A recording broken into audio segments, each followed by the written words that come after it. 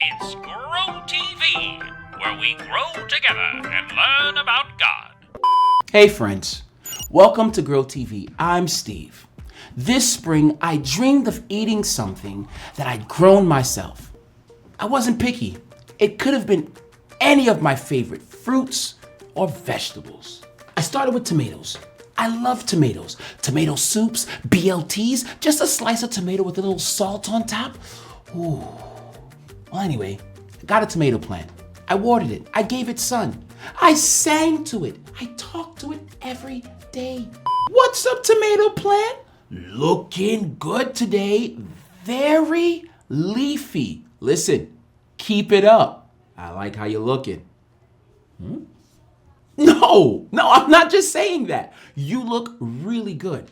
Come on, I mean it. Stay strong. You're looking out there. Come on, give me leaf. Good job. Now look at what I did. I don't even know what I did wrong. You know what? I shouldn't have said it looked leafy. Maybe plants don't like that. Look at this guy. So I tried it again, but this time with peppers. Ooh, peppers on a salad, peppers on a taco, pepper pie. That last one isn't a thing, but it should be. So I tried again. This time with squash. What do you make with squash?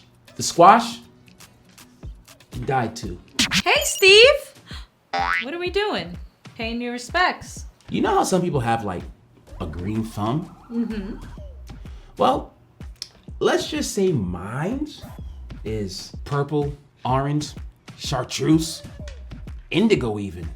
Okay, how did you do that? Making my thumb change colors is not the problem. Growing a proper squash, I can't do it. Somebody save my poor plants. I'm glad I'm here. I think I know what your plants need. Oh yeah? What's that? Milk.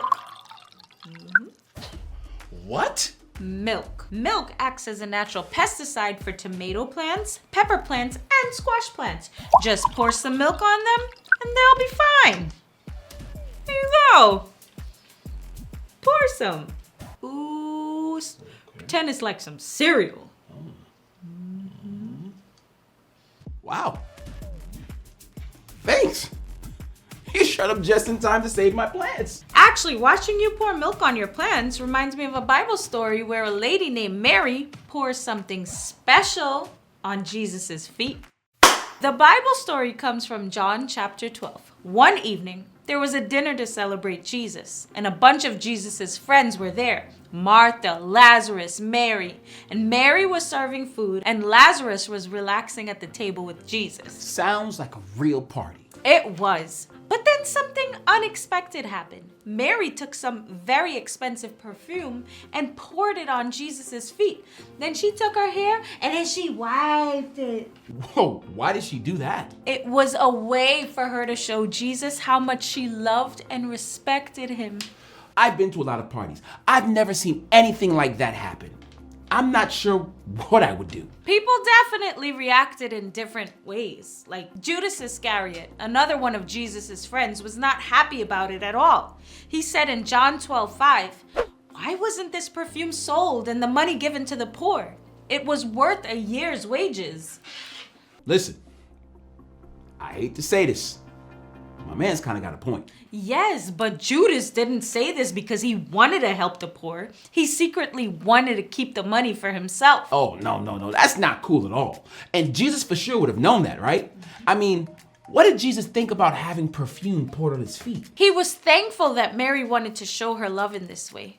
John 12:7-8 says, "Leave her alone," Jesus replied. "It was intended that she would save this perfume for the day of my burial. You will always have the poor among you, but you will not always have me." He knew that it was the best thing Mary could do for him, especially since Jesus would be taken away soon. Burial? This is getting heavy kind of fast. You see, as God's son, Jesus had a mission on earth. Jesus was known to be the promised Savior or the Messiah. And that meant Jesus was going to save the world. But Jesus' friends didn't realize that Jesus would be taken away, and it would be all part of God's plan. Mary was grateful for who Jesus is and what he was on earth to do. She couldn't help but show it. And just like she did, we have the opportunity to show our gratitude to Jesus too. We do this with our words, our deeds, our actions, every day, all while remembering that God sent Jesus to save us. Wait, what was Jesus saving us from? Sin. These are the things we do that hurt others, hurt ourselves, and hurt our relationship with God. Oh, so like when Judas wanted to keep that money for himself, that would be like one example of something like that. Yes. Jesus came to give us a chance to turn away from all those kinds of decisions and make decisions to help others, ourselves, and help our relationship with God. Like pouring milk on my plant. It saves them. So, what are these kind of decisions? Well, praying or talking to God, taking care of the needs of others, and sharing our story with others. Those are a few things. Oh, and these type of actions are ways of also showing how thankful we are for Jesus being who he is and doing what he did, just like what Mary did in the story. You got it. You know what? I'm grateful for you and that you came with the milk idea to save my plants. And I'm also grateful that God sent Jesus to save us. Me too. It has been fun saving plants with you and learning some Bible stuff with you. It's always good to learn and grow together. See you next time. Bye.